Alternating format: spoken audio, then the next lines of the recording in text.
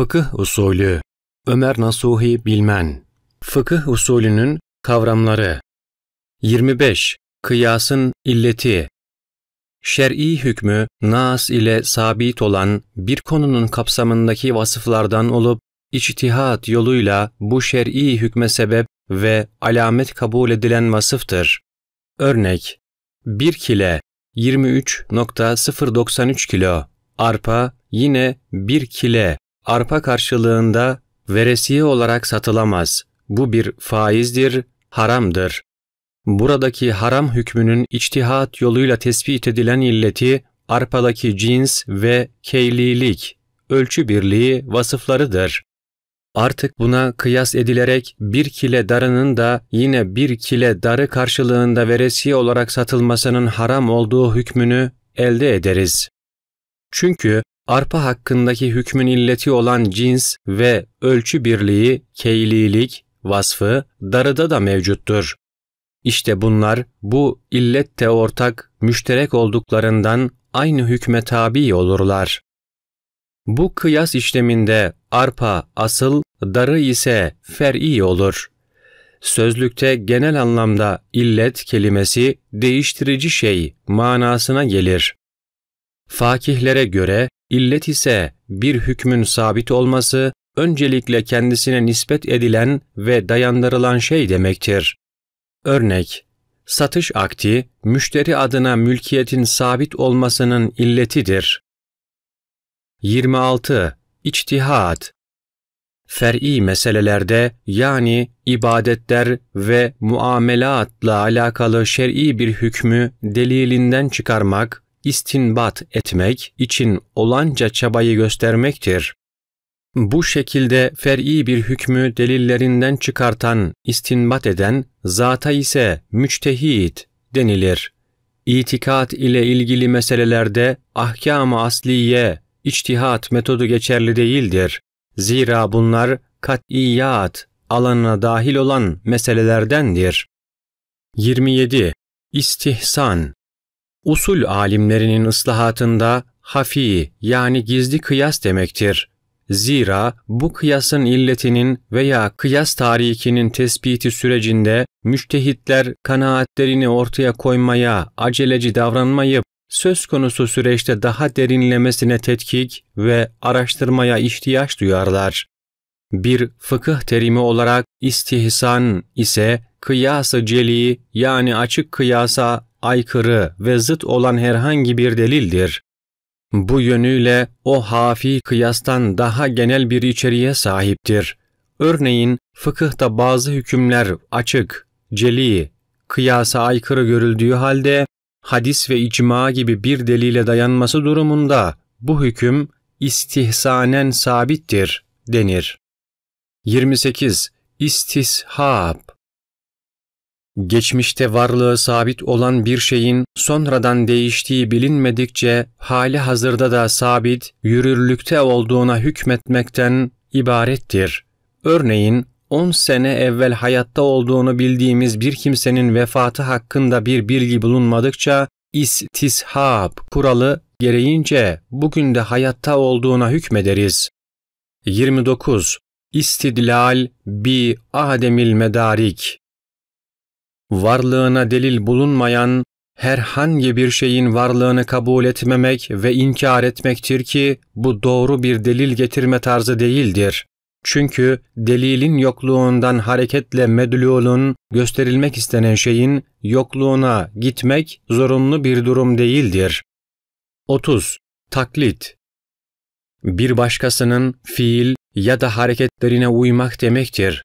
Özel anlamda taklit, fıkhi hususta bir zata uymayı gerektirecek bir delil olmadığı halde onun hak üzere olduğuna inanarak kendisine bağlanıp tabi olmaktan ibarettir. Örneğin belli bir müçtehide tabi olmanın vacip olduğuna dair bir delil yoktur. Fakat ümmetin fertleri hakkıyla içtihat yapmaya uygun olan İslam alimlerinden herhangi birine onu içtihadında hak üzere görerek tabi olabilir. İşte bu durum meşru bir taklitten ibarettir. 31. Örf. yaygın, meşhur olduğuna, akılların şahitlik ettiği ve insanın tabiatı gereği güzel görüp kabul ettiği her şeye, olguya örf denir. Bu gibi şeyler, olgular her tarafta geçerli ve koruyucusu belli olmayan türden olursa, örfü âm, umumi örf, belli bir mekana ya da topluluğa ait bulunursa, örf-i hâs, özel örf, adını alır. 32. Adet. İnsanların iç dünyalarında yerleşik gördükleri ve tekrarlana gelen, aynı zamanda selim tabiatlılarca hüsnü kabul gören işlere adet denir. Örf ile eş anlamlı gibidir. Adete teamül de denir. 33. Hikmet. Fayda, maslahat, hedef, işin maksadı, illeti gaiye, eşyanın hakikatlerini olduğu gibi bilmek ve gereğine göre hareket etmek manalarında kullanılmaktadır. Hikmet kelimesinin çoğulu hikem şeklindedir. Bir mesele hakkındaki şer'i hüküm ile elde edilmesi hedeflenen maddi ve manevi fayda, umumi maslahat, toplum menfaatleri söz konusu o hükmün şer'i hikmetlerindendir.